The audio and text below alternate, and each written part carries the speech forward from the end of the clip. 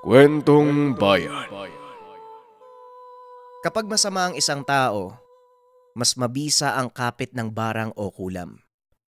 Pero para sa akin, mga kabayan, mas natatakot ako sa mga mambabarang kasi iba't ibang uri ng insekto yung kaya nilang gamitin para pumasok sa katawan ng biktima.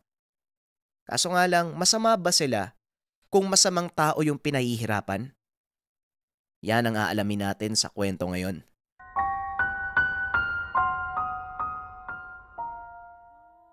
Ang kwentong ito ay hango sa totoong buhay.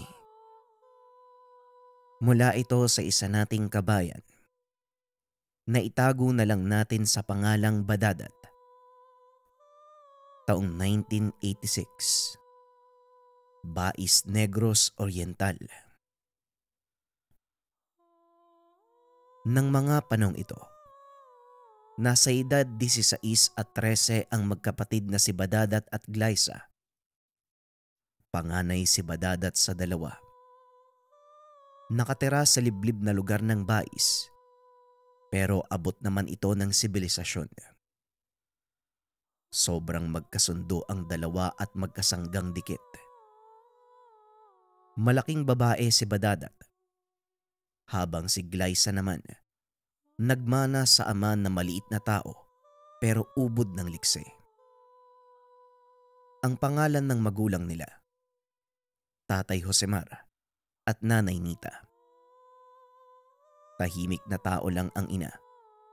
Basta ayon kay Badadat, may pagkawirdo si Nanay Nita. Madalas itong nakikita na may hawak na 3 itim na salagubang. Mga alaga ito ng ina. Mula pagkabata nakikita na nila ang mga salagubang.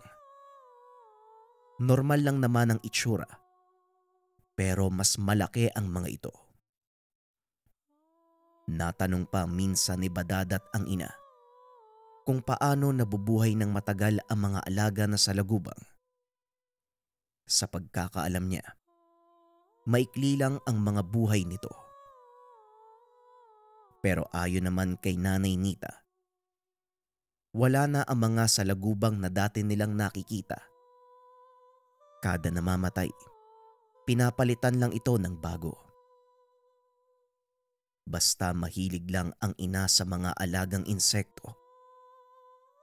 Hanggang sa nasanay na lang ang magkapatid at binaliwala na lang ang napapansin kay Nanay Nita. Masaya naman ang pamumuhay ng mag-anak. Magbubukid ang magulang. Malawak ang lupaing pinagtataniman na pagmamay-ari ng mayamang pamilya sa lugar. Tubo ang karaniwang tinataniman sa sakahan. Samantala, napaka-istrikto naman ng namamahala doon na si Mang Ervin. Pero nagtataka ang dalawa. Payak lang ang kanilang pamumuhay, pero tila hindi sila naghihirap. Kakarampot ang sweldo, pero nakakayanang mairaos ang pamilya. Sa katunayan, nakakapag-aral pa silang dalawa noon kumpara sa kaparehang saop o trabahante sa lupain. Ang mga anak nila ay hindi na nakakapag-aral. Iniisip noon nila Badadat at Glyza na baka may pinagkakaabalan pang iba ang mga magulang na hindi lang nila alam. Dahil nakikita naman nila kung gaano kasipag ang ama at ina. Sa asyendang pinagtatrabahuan ng mga ito, pasan-pasan ng trabaho, lalo na kapag gabasan o ani ng tubo. Talagang masasabing patayan sa katawan. Maulan man o sa gitna ng tirik na araw, walang pahinga. Bagaman ganito ang kaganapan, hindi naman nagrereklamo si Tatay Josemar at Nanay Nita. Habang si Badadat at Glyza naman, paminsan tumutulong na rin sa mga gawain, lalo na kapag wala silang pasok. Para kahit papano, mabilis itong matapos at hindi masyadong mabigatan ang mga magulang. Naiinis si Glyza sa katiwala ng lupa dahil bukod sa pagiging kurakot, napakaigpit pa nito. Matalim kung magsalita, nakala mo siya ang may-ari ng taniman at lupain. Pero matagal na itong katiwala at siya din ang dahilan kung bakit may trabaho ang mga magulang. Pakyaw-pakyaw ang tawag nila kay Mang Irvin dahil sa pagiging sakim nito. Paano ba naman? Minsan itong nakita ni Glyza na kinukupitan ang sahod na sana sa mga tao. Mabait ang amo nila. Ang problema ay yung mismong namamahala. Kinukumpara ito ng magkapatid sa kinauukulan at gobyerno. May nagpapatupad ng batas. May nagpopondo sa bawat proyekto. Pero pagdating sa ibaba, hindi na buo ang nakukuha ng mga ito. Nang makita naman ito ni Glyza, kagad niyang sinumbong si Mang Irvin sa mga magulang. Ay nako, hayaan mo na lang. Ang importante, may trabaho tayo. Wika ni Nanay Nita. Nay, ano pong hayaan? Aminado naman akong nagkakaroon tayo. Pero paano naman po yung iba? Si Ate Badadat, alam din yun eh. Siya nga po yung nagtulak sa akin na sabihin sa'yo. Ate Badadat, ikaw nga yung kumausap. Wika ni Glyza. Nang mga sandaling iyon, kakauwi lang ng mga magulang galing sa trabaho. Kaunting pagpapaliwanag sa lugar. Ang bahay ng pamilya ay nasa mataas na antas ng lupa. Padahilig, kung saan natatanaw nila ang kalsada sa baba at ilang mga kabahayan. Isang palapag, pero nakaangat ang sahig sa lupa. Tipikal na tirahan na makikita natin sa mga karaniwang residenteng magbubukid. Kung ano yung kwarto, yun na din ang hapagkainan. Doon na lahat ng aktibidad sa tahanan. 4 na sulok at wala silang maayos na palikuran. Ay naku, hindi naman sa nakikialam ako. Pero mali po kasing gawin ng paungupit. Mabubuting tao ang amo natin, Tay. Nay, baka naman magawan nila ng paraan. Wika ni Badadat. Dito na nagsalita si Tatay Josemar. Sinabi nitong siya ang pupunta sa tahanan ng amo. Isusumbong niya ang maling ginagawa ng katiwalang si Mang Irvin. Doon na natapos ang usapan ng mag-anak. Hindi na nagsalita pa si Glyza, pero inamin niyang kinakabahan siya ng mga oras na yun. Hindi alam ng dalaga ang magiging resulta at maaaring magkagulo. Pero ayon sa kanya, mas mabuti na ding matuwid ang maling pag-uugali ni Mang Irvin. Kinabukasan, kagad namang pumunta ang ama sa amo. Pero ayon dito, hindi nila ito pwedeng tanggalin hanggat sa walang matibay na ebidensya. Tumangulang si Tatay Josemar. Naroon din ang magkapatid. Gustong-gustong sumabat ni Glyza, kaso pinipigilan siya ni Badadat. Sa puntong iyon, naroon si Mang Irvin. Nagmamasid lang ito sa likod ng tahanan at narinig ang sumbong ni Tatay Josemar. Kinagabihan sa hindi inaasahang pagkakataon, pumunta si Mang Irvin sa tahanan at kinumpronta ang pamilya. Galit na galit ito at sinabing walang katotohanan ang mga paratang nila. Narinig ko yung sumbong niyo eh. Bakit? May patunay ba kayo? Hinayupak. Kayo na nga tong tinulungan. Dinudungisan niyo pa yung pangalan ko. Wika ni Mang Irvin. May nakasuksok na baril sa tagiliran. Pasimpleng itinaas ang damit na tila talagang pinapakita bilang banta. Wala namang nakapagsalita sa pamilya. Alam kong maaari akong matanggal sa trabaho.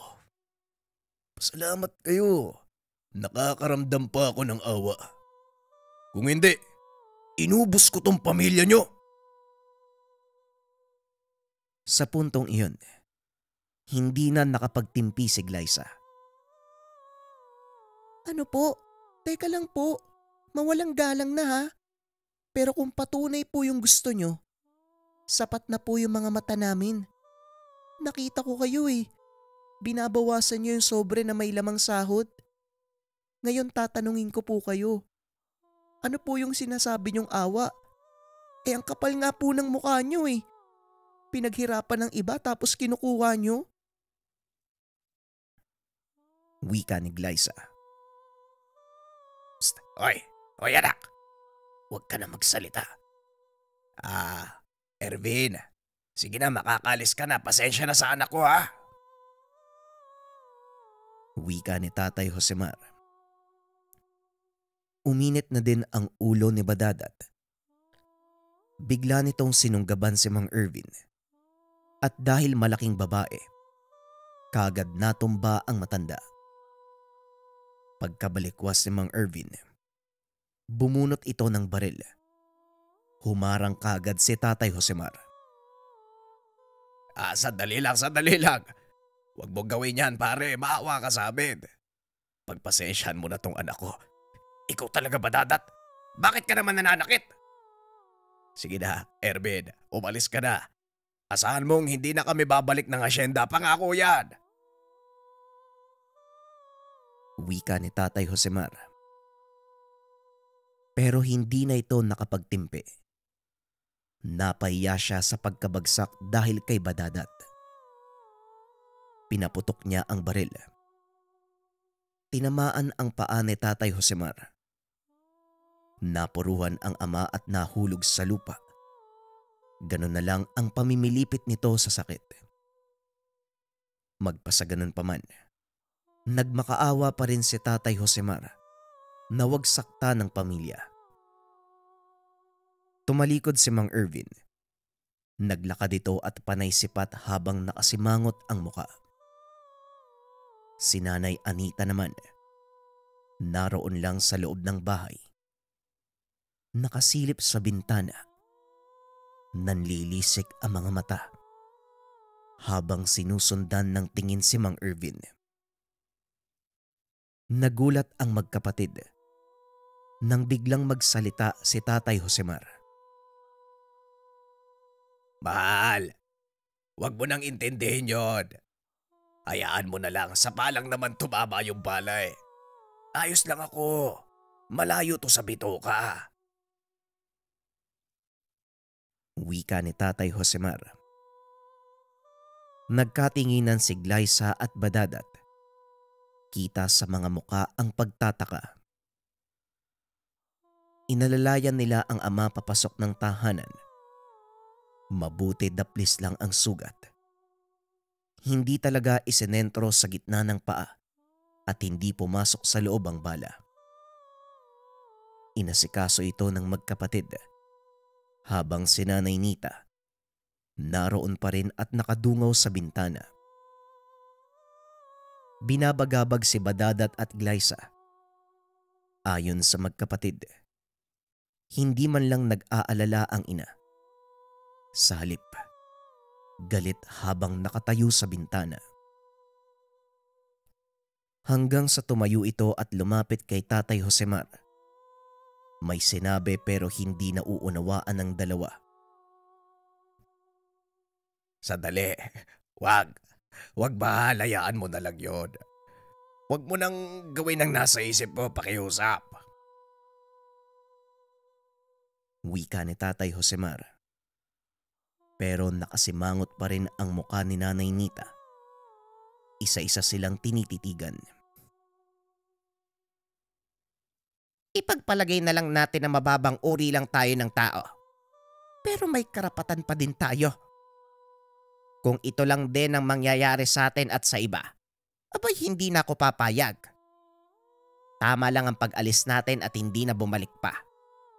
Pero ang sakta ng isa sa atin, lalo na ikaw mahal, magbabayad siya. Ipapatikim ko sa kanya ang sakit na mas malupit pa kapag tinamaan ng bala. Wika ni Nanay Anita. Matapos magbitaw ng salita, kinuha nito ang garapon na may lamang sa lagubang at lumabas ng tahanan. Sinundan lang nila ng tingin ng ina. Pumasok ito sa masukal na gubat. Nagtanong si Badadat kung anong gagawin ni Nanay Nita. Tumugon si Tatay Josemar na wala naman. Huwag na lang isipin ang sinabi ng ina. Basta anumang nangyari o maaaring mangyari, huwag nang ipagsasabi pa. Huwag nang lalabas sa pamilya. Tay, may hindi po ba kami nalalaman patungkol kay nanay?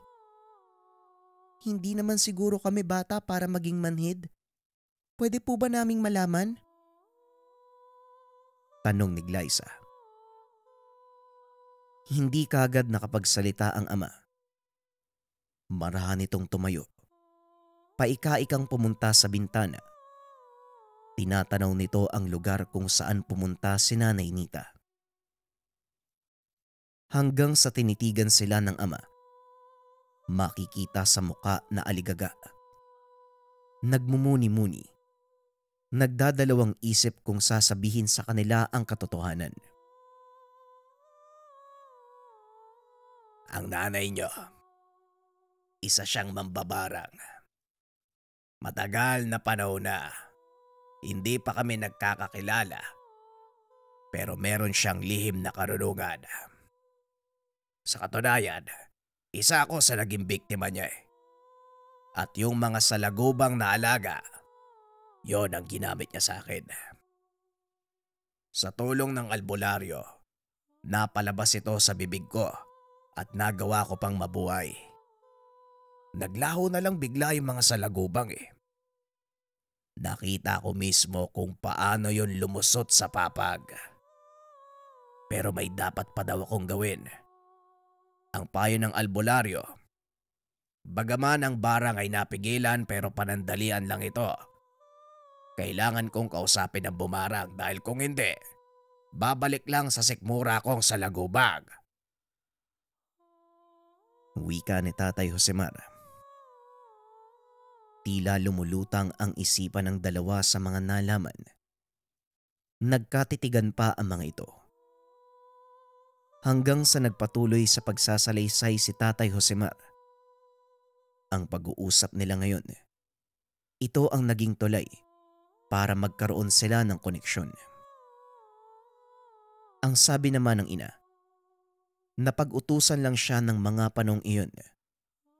Sinabi ng nagpabarang na babaero si Tatay Josemar. Ang nagpabarang sa kanya ay yung naging nobya na taga-Amlan na si Roselinda. Nabuntis ito pero nakunan dahil sa sobrang konsumisyon kay Tatay Josemar. Nang magkausap naman sila ni Tatay Josemar, doon nalaman ni Nanay Nita na hindi pala talaga babaero si Tatay Josemar. Sadyang nagustuhan lang at hindi sa ipinagmamayabang. May itsura talaga ito nung kabataan. Mabait na tao at walang bahid ng kasamaan. Nagsinungaling ang nagpabarang. Nabigla naman si Nanay Nita at kamuntikan pang mapatay ang walang kasalanan. Kaya ganun na lang ang paghingi ng tawad nito kay Tatay Josemar. Hanggang sa naglaon naging magkaibigan sila. Humantong sa pagkakatuluyan. Dagdag pa ni Tatay Josemar. Bagaman mangkukulam, may kaya si Nanay Nita sa buhay. Nung mabuo na ang pagsasama, minabuti ni Nanay Nita na hindi umasa sa mga magulang. Sa halip, nagsariling kayod na lang dahil sa pagnanais na magkaroon ng normal na buhay. Tumiwalag ito sa pamilya. Dagdag pa ni Nanay Nita, maging mahirap man sila, pero ayos naman ang ganong pamumuhay. Kaysa sa may kaya, pero nasa paraiso ka naman ng demonyo. Subalit ngayong nababanas na si Nanay Nita, siguradong pupunta ito sa mga magulang para humingi ng basbas at maging mambabarang muli. Hindi ba kayo nagtataka? Yung sa Lagubag, tama ang hinala nyo noon pa. Matagal na yung buhay at mas matanda pa sa inyong dalawa. Ni minsan, wala kayong narinig sa nanay nyo patungkol sa mga magulang niya. Kung sino mga kamag-anak sa panig niya, hindi ba? Sa halip ang sabi ng nanay nyo, patay na ang lolo't lola nyo. Pero ang totoo hindi.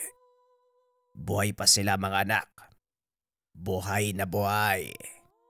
Minsan na silang nagpunta dito, pero hindi lang ipinakilala sa inyo.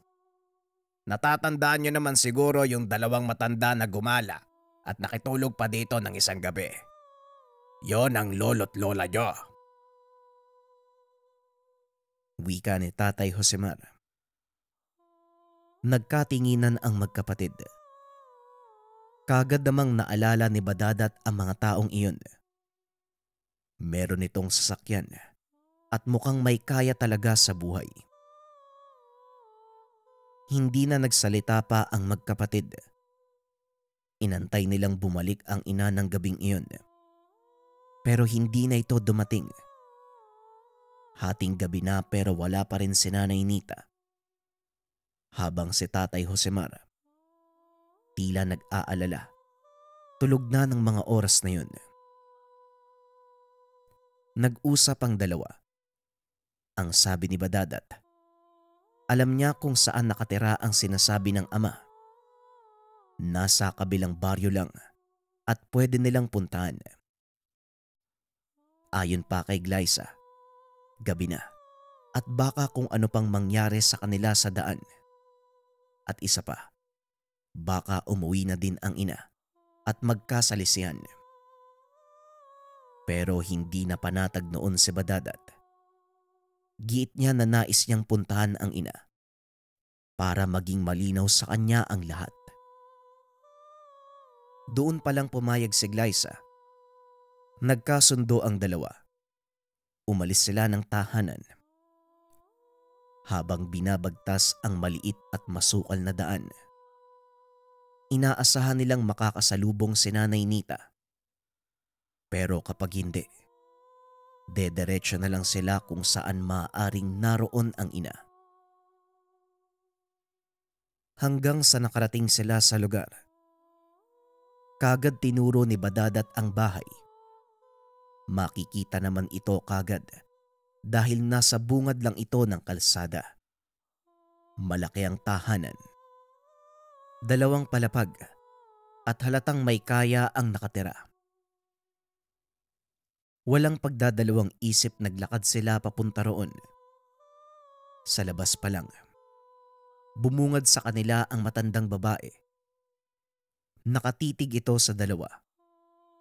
Nakangiti na tila natutuwa na makita ang magkapatid. Tinawag pa sila nitong mga apo.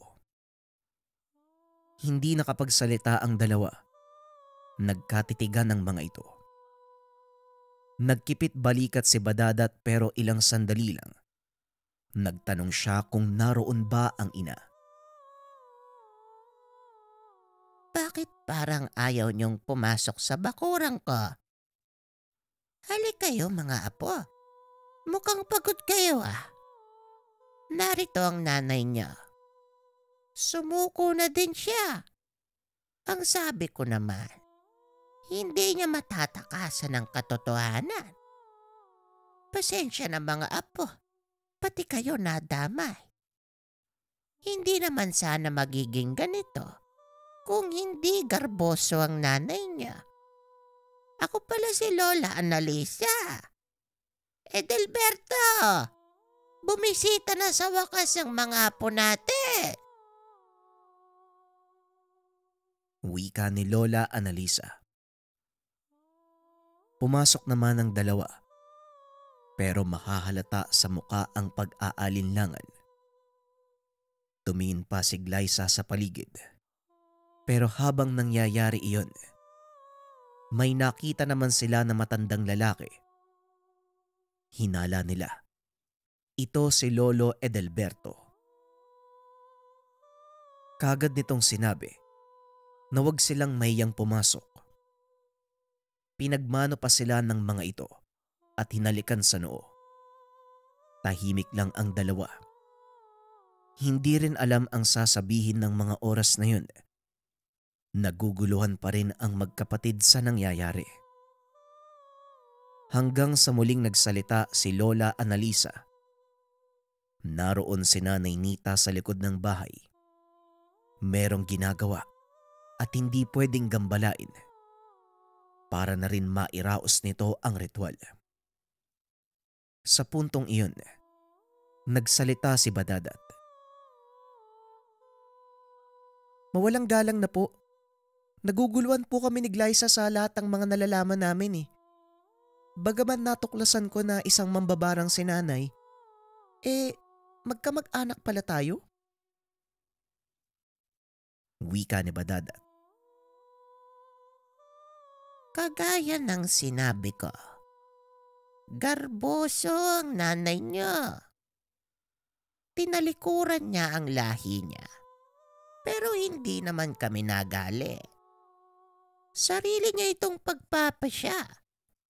Pero hindi ibig sabihin nun mambabarang kami. Na masama kaming tao. Ganun lang siguro ang pagkakaintindi ng nanay niya. Di sana, nabigyan niya kayo ng magandang buhay at hindi nagtitiis sa kakarampot na kita at pagkain sa araw-araw. Awang-awa ako sa inyo. Pero ano ba namang magagawa namin? Magpasa ganun pa man, may suporta pa rin kayo mula sa amin. Dahil kung wala, hindi sana kayo nakapag-aral. Wika ni Lola Annalisa. Nanlaki ang mga mata ng dalawa. Kagad na pagtanto na kaya pala hindi sila hirap sa buhay. Mukha lang mahirap ang tahanan. Pero hindi sila naghihikaos. Naglalaro ang isip ng dalawa. Naguguluhan sa nangyayari. Nasorpresa sila sa tagpong iyon. Doon nakahanap ng pruweba si Badadat na totoo ang lahat ng sinasabi ng ama. Subalit sa kabila ng lahat, hindi sila nakaramdam ng gaan ng loob sa dalawang matanda. Dahil hindi sa mambabarang ang mga ito. Kung hindi naninibago sila sa presensya ng mga ito. Kahit sa likod ng abiso na huwag puntahan ang ina sa likod ng bahay. Nagmatigas si Glyza.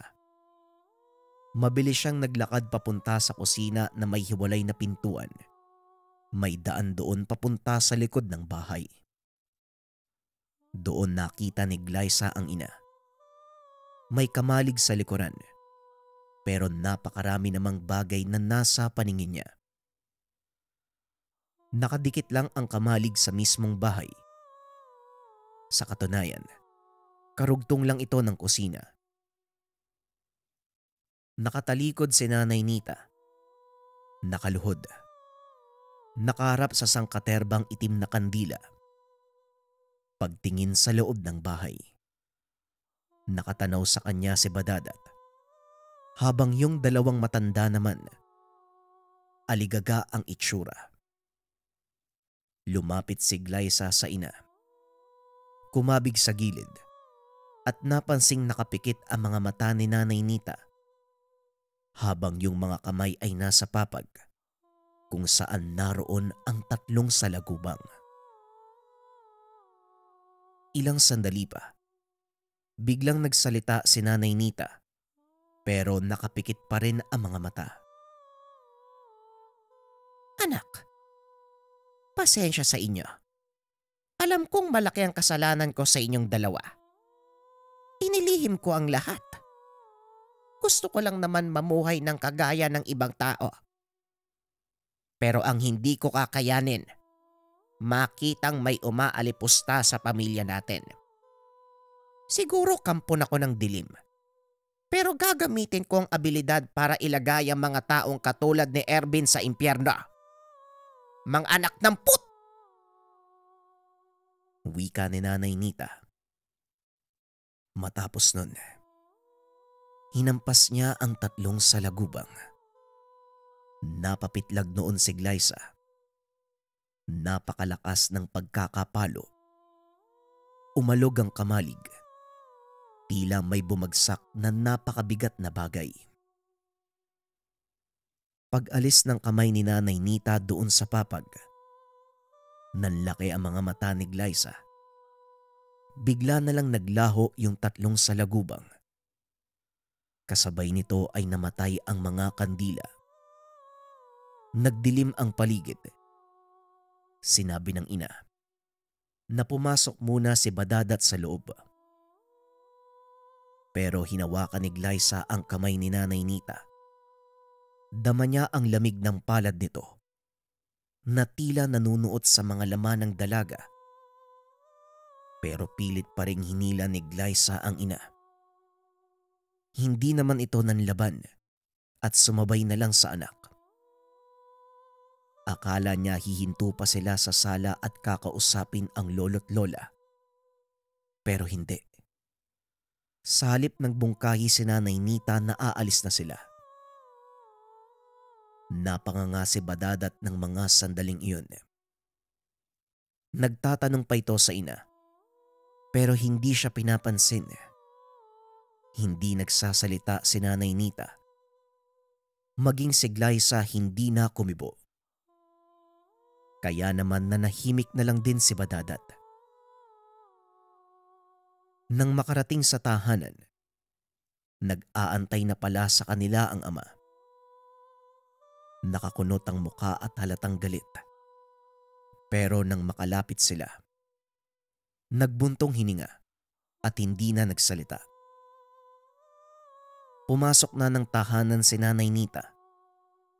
Natulog lang ang ina na tila walang nangyari. Habang silang mag-ama naman, naglabas at nag-usap. Dito isinaliwalat ni Glyza ang natunghayan. Tumangulang ang ama at sinabi na kung ano man ang nakita, sa kanila na lang at wag na wag ipagsasabi sa iba. Sigurado itong may mangyayaring hindi maganda kay Mang Ervin. Hayaan na lang nila muna si Nanay Nita. Ito lang ang mas nakakaalam sa sitwasyon. At dahil bumalik na ito sa pangbabarang, malaki ang magiging pagbabago sa kanilang pamilya. Hindi na nagbigay pa ng opinyon si Badadat. Pero ayon kay Glyza, hindi sila natatakot o nag-aalala na mambabarang ang ina. Dahil alam nilang hindi ito namiminsala ng ibang mga tao. Sa halip pinipili lang ang biktima. Dagdag pa ni Glyza, hindi na kaila sa kanya ang mabuting mangbabarang. Noon pa lang narinig ang engkwentro nila ni Tatay Josemar. Hindi din nila ito sinisisi kung bakit nilihim sa kanila ang lahat. Ayon sa magkapatid, tama lang ang ginawa ng mga magulang para makaiwas sa gulo. Ilang araw ang nakalipas. Hindi na nakita pa si Mang Ervin sa asyenda. Nalaman nilang nagkaroon ito ng malubhang sakit. Panay suka ng dugo. Nagpatingin na sa doktor. Pero sa kabila ng lahat, hindi pa rin nalunasan. Hindi nagtagal ay namatay din. Matapos mapabalitang patay na ang matanda, doon lang muli nakita ng magkapatid ang mga salagubang ng ina. Malaki ang pinagbago ng kanilang pamilya naging malapit si Badadat at Glyza sa lolo at lola. Sa katunayan, kung anong luho nakakamtan nila. Ibinigay sa kanila ng dalawang matanda ang mga nais. Minsan doon pa natutulog ang magkapatid sa tahanan nito. Napansin nila na kapareho ito ng ina. Weirdo at madalas. Nagdadasal pero nakapatay ang ilaw at may nakasinding itim na kandila. Bumalik nga si Nanay Nita sa pagiging mambabarang pero hindi na bumalik pa sa dating tahanan. Lahat ng mga abusadong tao nakakatikim ng barang. Alam ito ng magkakapatid at sa katunayan, sila pa ang nagsasabi sa ina ng mga taong may maling ginagawa. Naawa man, pero naiisip ng dalawa na hindi magdadala ang mga tao kapag hindi sila naparusahan. Hindi naman ito pinapatay ng ina. Papyaw na barang lamang hanggang sa magtanda at magbago. At ang palaging ginagamit ni Nanay Nita sa kanyang parusa, ang kanyang alaga na 3 itim na salagubang.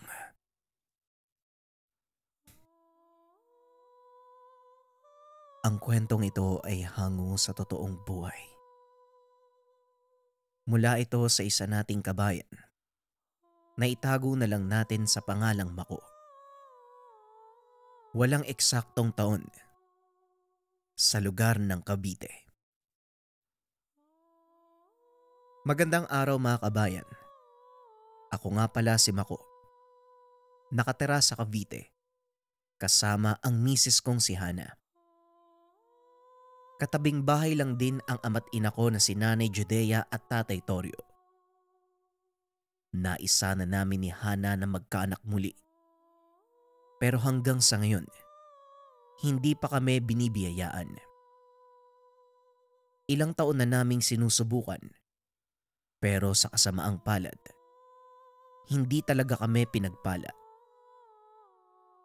May kaya naman ang pamilya ko. Hindi sobrang yaman, pero may sariling negosyo ang pamilya. Sa ngayon, nagtatrabaho ako sa isang construction site malapit sa amin. Tumutulong naman ang mga magulang ko sa mga gastusin. Pero syempre, bilang may asawa, gusto ko sanang tumayo sa sariling mga paa. Para hindi na kailangan pang mangingi ng pera sa kanila. Samantala, patay na ang mga magulang ni Hana dahil sa isang malagim na aksidente. Nawala ng preno ang sinasakyan. Nabangga. Hindi na nakaabot pa sa ospital. Isang araw, napagpasya namin ni Hana na magsimba.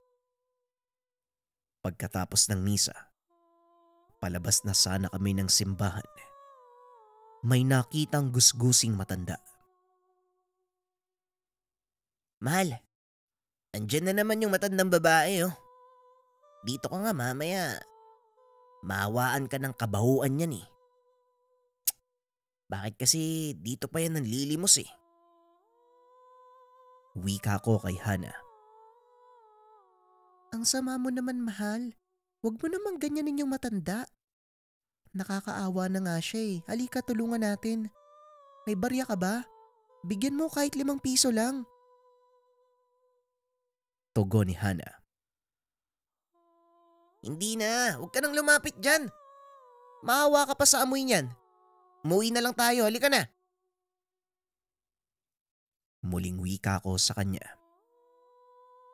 Napayuko na lang si Hana. Mabigat ang loob na naglakad. Napailing naman ako sa naging reaksyon ni Hana.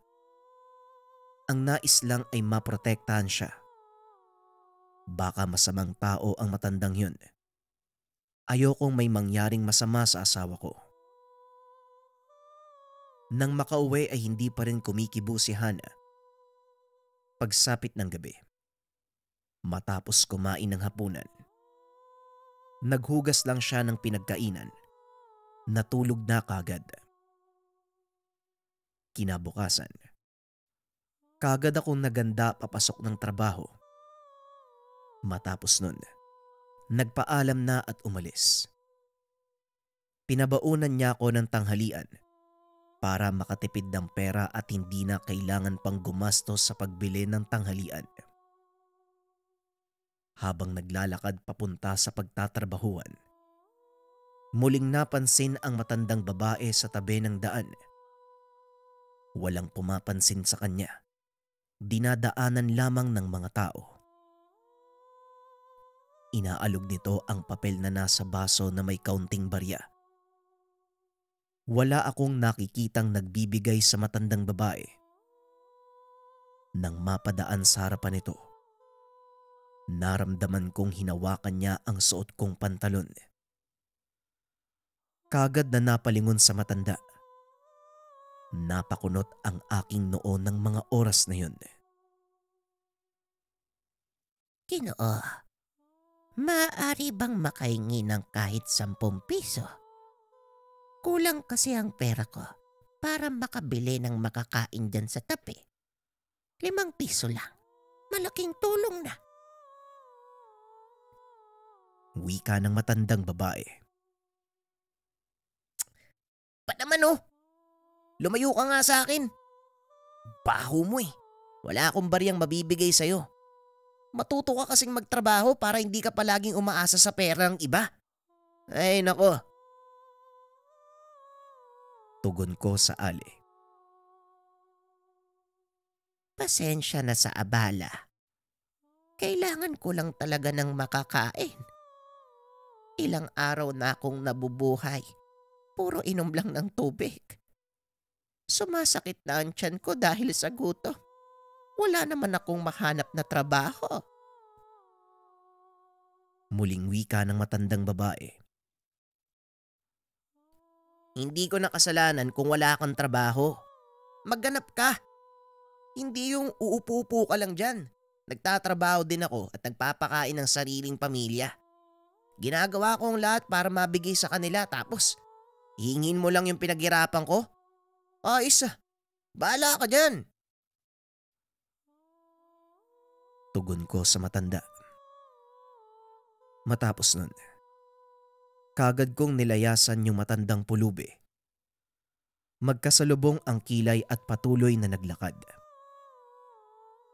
Ilang oras ang lumipas.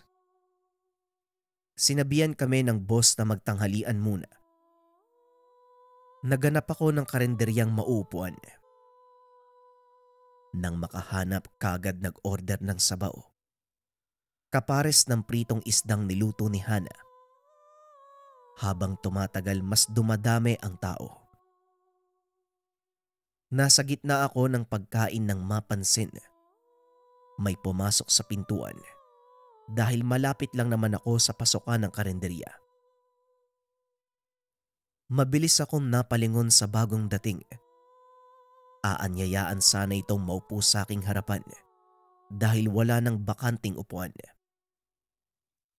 Pero nang makita na ang matandang babae ang pumasok, muling napakunot ang aking noo. Wala nang bakanting upuan, Manang. Umalis ka na lang. Wika ko sa kanya. Napansin ng matandang babae yung upuan sa aking harapan. Hanggang sa napalingon ang ali. Huwag mo nang isiping umupo dyan, hindi pwede. Baka mawalan ako ng gana dahil sa amoy mo eh. Ay nako, kumakalat na nga sa lugar oh, di ka ba nahihiya? Wika ko sa matanda. Nakayukong tumalikod ang babae. Iika-ikang naglakad papalis. Nang matapos akong kumain, sakto naman ang oras para bumalik ng trabaho. Pagsapit ng 5:00, kagad na akong lumakad pauwi. Habang binabaybay ang daanan, may nasipa ako na kung anong bagay. Tumunog pa ang ilang piraso ng barya na nagkalat sa lupa. hanggang sa makita ko kung sino ang may-ari ng baso. Napakunot ang aking noo nang muling makita ang matandang babae. Kaya naman hindi ko na pinansin ang nasipang barya. Hindi ko tinulungan ang matanda. Halos mapatalon ako sa gulat. Dumilim ang paligid. Paglingon sa likuran, naroon ang matandang babae. Sinakal ako ng ale at itinaas sa ere. Kahit anong pagpupumiglas, hindi ako makawala. Tila may kakaibang lakas ang matanda. Babalik sa iyo ang ginawa mong kasamaan. Maniwala ka sa akin. Hindi mo matatakasan ng mga karmang paparating sa iyo. Uubusin ko ang pamilya mo. Ikaw lang ang ititira ko. Sisiguraduhin kong magbabayad ka sa mga ginawa mo sa akin at sa pamilya ko. Sisiguraduhin ko rin, maiiwang kang mag-isa, walang kasama at walang nagmamahal. Wika ng matandang babae. Nang malapit na akong tuluyang mawalan ng hininga, mabilis na nagbago ang kapaligiran at bumalik sa dati. Lumiwanag. Doon ko lang napansin na papalubog pa lang ang araw. Hinihingal akong yumuko bago tinignan muli ang matandang babae na sa ngayoy isa-isang pinupulot ang mga baryang nagkalat. Nakita ko na nakangiti pa ang matandang babae, pero hindi ko na to pinansin dahil akala ko'y nananaginip lang ako ng gising ng mga oras na yun. Baka dahil lang sa pagod kaya lumutang ang isipan. Kaso nga lang habang tumatakbo ang oras, mas lalo akong hindi mapakali sa nangyari sa akin. Tila totoo ang lahat ng naranasan ko. Pero imposible naman yung matanda ang may gawa nun. Papaano kung makakayanang buhati ng matanda na iisa lang ang gamit na kamay? Napailing na lang ako at natawa sa sarili. Nang tuluyang makauwi, binati ako ni Hana. Gaya ng nakasanayan, kinuha nito ang bag at dinala sa kwarto. Sabay din kaming nagapunan katulad ng nakasanayan. 1 linggo ang dumaan. Hindi ko na muli pang nakita ang matandang babae. Nagtataka man, pero nakampante ako na baka totoo nga. Dala lang ng imahinasyon ang nakita nung nakaraan. Isang araw, nang makauwi ako ng tahanan, naabutan ko si Hana na hindi mapakali. Halatang halata sa mukha ang pag-aalala. O mahal, anong nangyari? Bakit parang balisa ka yata? May problema ba? Tanong ko sa kanya. Mahal, yung nanay mo. Nasa ospital. Inatake daw sa puso, sabi ng tatay mo eh. Critical yung lagay. Inaantay lang kita para sabay tayong pumunta dun. Tugon ni Hana. Ano, si nanay nasa ospital? Eh, bilisan mo na. Tara na, dali. Tugon ko sa kanya. Malakas ang kabog ng dibdib ko. Tila nais ko mawala ng puso sa katawan. Kahit sabihing nasa ibang bahay na kami nakatira.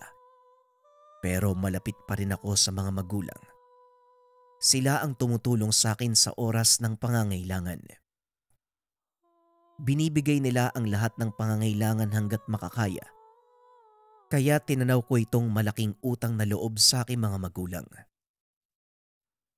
Nang makarating sa ospital, kagad naming tinanong kung anong numero ang kwarto ni nanay.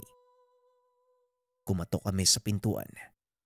Ilang sandali lang ay pinagbuksan kami ni tatay. Matamlay ang muka. Mahahalata ang lungkot at pagod sa mga mata. Tay, kumusta po si nanay? Ayos lang po ba siya?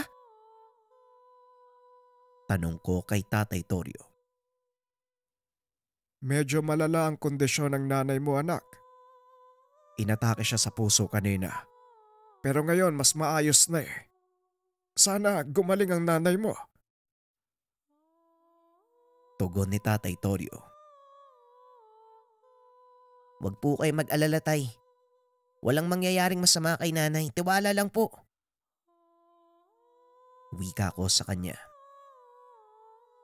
Niyakap ko siya habang hinihimas ang likod para kahit papano mapagaan ang mabigat na nararamdaman. Mag-aalas 9 ng gabi nang makaramdam ako ng gutom. Nasa ospital pa rin kami ng mga oras na yun at hindi pa rin nagigising si Nanay Judea. Tinignan ko muna kung nakatulog na si tatay bago lumabas ng kwarto at bumaba para bumili ng makakain. Tahimik ang pasilyong dinaanan. Sarado din ang lahat ng pintuan. Paminsan ay kumukurap pa ang ibang ilaw. Naaalala ko pa rin ang nangyari nung isang araw. Binilisan ko ang paglalakad. Malakas ang kabog ng dibdib dahil nakakarinig ako ng pagbulong sa aking tenga. Huminto ako sa paglalakad at tinignan ng paligid. Paglingon ko sa likuran, biglang nanigas ang katawan. Hindi maigalaw ang kahit anong parte. Nakita ko ang matandang pulubi naroon sa ospital. Mamamatay siya. Mamamatay siya! Wika ng matandang babae. Malakas na tawa ang umalingaw-ngaw sa buong pasilyo. Kaagad akong naupo sa sahig. Pinikit ang mata at tinakpan ng tenga. Umaasa na sa paraang iyon. Hindi ko na maririnig ang nakakakilabot na tawa ng matandang babae. Pero pagmulat ko ng mga mata, marami namang tao ang naroon. Lahat ay nakatitig sa akin. Hanggang sa may nurse na humawak sa aking likuran para kumalma. Sir, ayos lang po ba kayo?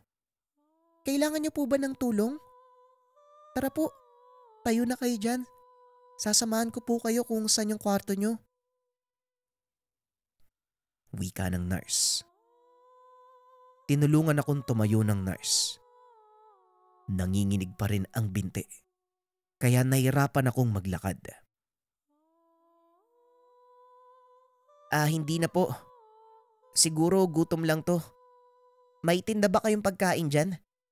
Medyo gutom na kasi ako eh. Naghahanap lang ako ng makakain. Tugon ko sa nurse. Sinubukan kong pakalmahin ang boses para hindi na mag-alala ang babae. Opo sir. Nasa unang palapag po yung tindahan at pharmacy. Sigurado po ba kayong ayos lang kayo? Muling tanong ng nurse upang masigurado na ayos lang ako. Oo, salamat ah. Gutom lang talaga ako kaya napaupo ako dun. Sige na, mukhang may gagawin ka pa. Hindi na kita aabalahin. Tugon ko sa kanya. Wala pong problema, trabaho po namin yun sir. Maiwan ko na po kayo ah. Andyan naman po yung iba ko pang kasama kapag may nararamdaman kayong kakaiba. Huwag po kayo mayang lumapit. Sige po ah. Huling wika ng nurse. Nakangiti akong nagpasalamat sa kanya bago ipagpatuloy ang paglalakad papunta sa unang palapag ng ospital. Gaya ng sinabi ng nurse, naroon ang lahat na nagtitinda. Mapakanin man o tinapay, soft drinks o juice, meron silang binibenta. 3 tinapay na may palaman at tubig ang binili ko. Para kahit papano may makain at may mainom kami habang iniintay ang paggising ni nanay. Nang makarating muli sa kwarto, tinignan ko ang orasan. 9:00 ng mga sandaling iyon. Ginising ko si Hana at si Tatay Torio para kumain na muna. Alam kong hindi pa kumakain ang dalawa. Simula nang may mangyaring masama kay nanay. Salamat anak ha. Tamang-tama, gutom na ako. Hindi pa ako kumakain simula kanina eh. O iha, kumain ka na din ha. Alam kong hindi ka nakaluto dahil sa nangyari kay Nanay Judea mo. Wika ni Tatay Torio. Tumango naman si Hana. Kinuha ang binili ko at tahimik na kumain. Matapos naming makakain, umupo ako sa tabi ni Nanay Judea. Inhiga ang ulo malapit sa balikat. Hinawak ko ang mga kamay at nanalangin. Mag-uumaga na nang magising ako. Nagpaalam muna si Hana na lalabas para bumili ng agahan. Nagpaalam naman si Tatay Torio na uuwi muna at kukuha ng mga gamit sa tahanan. Dahil wala akong magawa, kinausap ko lang si Nanay Judea kahit wala pa itong malay. Pero nang yakapin ko si nanay, hindi ko na maramdaman ang paghinga. Sakto namang papasok si Hana, dala ang biniling agahan. Kagad ko siyang inutusan na tumawag ng doktor. Pero nang makarating ito sa kwarto, wala na si nanay. Simpleng libing lang ang ginawa namin. Ilang kamag-anak lang din ang dumalo sa burol ni nanay. Matapos mailibing, nagpasya kami ni Hana na pansamantalang manirahan kasama si Tatay Torio. Nag-aalala ko na baka magaya si tatay kay nanay na hindi kagad nadala sa ospital nung atakihin ito sa puso. Makalipas ang 2 buwan, nang makauwi ako sa tahanan, nakita ko si Hana na nasa bakuran. May hinahasa itong kutsilyo. Naisip kong gagamitin iyon ni Hana para sa lulutuin. Niyakap ko ito sa likuran. Napatigil si Hana sa ginagawa niya. Nilapag ang kutsilyo bago marap sa akin at ginantian ng yakap. Hinalikan ko pa sa noo ang asawa. Nasaan si tatay mahal? Nasa loob ba? Kailangan ko siyang makausap eh. At saka ang sabi niya pupunta kami ng sementeryo. Bibisitahin namin si nanay. 2 buwan na siyang wala eh. Gusto mo bang sumama? Tanong ko kay Hana. Oo mahal, nasa loob si tatay. Nasa kwarto yata, baka nagbibihis na. Hindi muna ako sasama. Dito na lang ako magluluto. Para pagdating nyo, meron na kayong makakain. Pakisabi na lang kay nanay ha, ayos lang ako. Tugon ni Hana. Niyakap ko ito ng mahigpit. Gaya ng sinabi ni Hana, naroon nga si tatay sa kwarto. Kagad akong sinabihan na maghanda na dahil maya-maya lang ay aalis na kami. Makalipas ang ilang minuto, umalis na kami ng tahanan at pumunta sa sementeryo. Ilang oras din ang tinagal namin sa lugar. Gabi na nang makauwi ng tahanan. 7:00 naroon na kami sa bahay. Naabutan si Hana na naghahanda sa lamesa. Nang makita kami ay napangiti ito. Kaagad kaming niyaya na kumain. Sinabi ko naman na magbibihis lang kami para makakain na ng hapunan. Matapos kumain, naligo muna ako bago tumabi sa aking asawa 3:00 ng madaling araw, nagising kami dahil sa kalabog na narinig sa kwarto ni Tatay Torio. Kaagad akong bumangon at pumunta sa kwarto ni Tatay. Napansin ko na tila nahihirapang huminga si Tatay Torio at nasa saigang baso ng tubig na palagi niyang tinatabi kapag natutulog. May dugo din kaming nakita, tumutulo galing sa bibig niya. Kaagad namin siyang dinala sa ospital. Swerteng naisalba pa ito ng doktor. Ang sabi, dahil ito sa food poisoning. Tila may nakain si Tatay Torio na dahilan kung bakit ito nagsusuka ng dugo. Ilang oras ang lumipas. Napansin namin na tila nauubo si Tatay. Kaya mabilis namin siyang nilapitan. Binigyan ko ito ng plastik at doon niya naisuka ang halos 1 baso ng dugo. Kaagad namang tinawag ni Hana ang doktor. Pinalabas na muna kami at walang pagdadalawang isip naming sinunod. Pero ilang minuto lang ang nakalipas. Nakayokong lumabas ang doktor. Kaagad kaming napatayo sa kinauupuan. Tinanong kung ano ang kalagayan ni Tatay Torio. Pero umiling lang ang doktor. Namuo ang luha sa aking mga mata. Alam ko na ang ibig niyang ipaiwatig. Napaluhod na lamang ako at hindi na napigilan ang mga luha. Niyakap ako ni Hana at pinatahan. Simpleng libing lang din ang ginawa namin ng asawa ko para kay Tatay Torio. Dahil ako ang nag-iisang anak, sa akin napunta ang lahat ng pagmamay-ari ng mga magulang, kasama ang bahay at negosyong pagmamay-ari ng pamilya. Habang tahimik na nakaupo sa sala ang asawa, 1 linggo matapos ang libing ni Tatay Torio, nilapitan ako ni Hana at niyakap.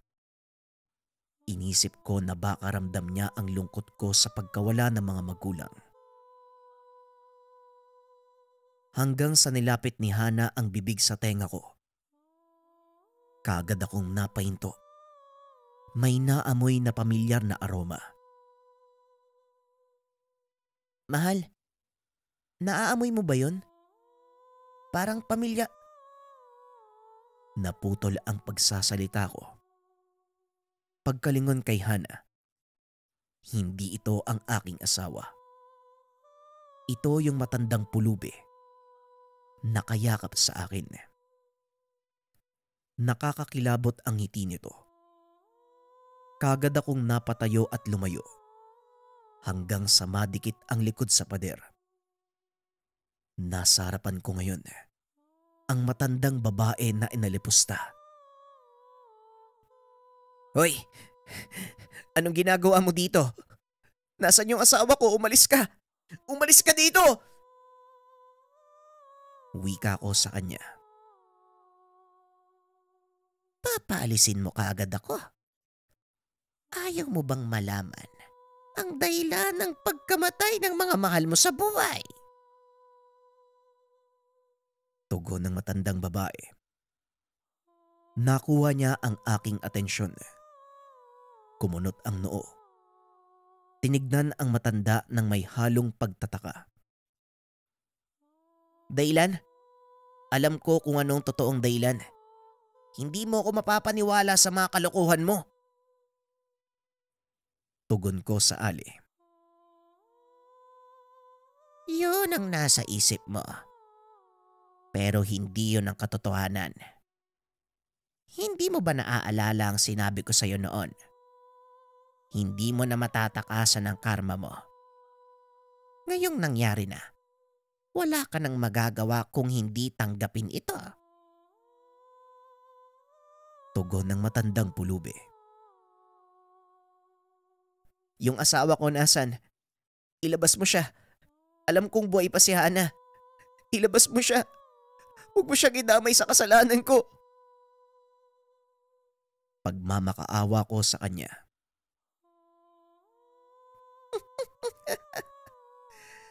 Hindi mo alam. Mas nauna siya kaysa sa tatay mo. Hindi ko na maibabalik ang buhay ng wala na. Magpaalam ka na lang sa kanila. Hindi na sila makakabalik. Wika ng matanda. Unti-unting lumitaw ang usok na bumuo ng figura ng asawa, pati na rin ng mga magulang. Nakabusal, nakatali sa hindi malamang bagay. Nais nilang magpaalam sa'yo. Ito na ang huling pagkakataon na makikita mo sila. Kaya kung ako sa'yo, tignan mo sila ng mabuti. Magsaya ka sa buhay mo ng mag-isa. Muling wika ng matanda, bago tuluyang nawala kasama ang usok. Napaluhod na lang ako. Wala nang nagawa kung hindi ang umiyak. Hanggang sa ngayon, patuloy kong pinagsisisihan ang nagawa kong pangahamak doon sa matandang pulubi.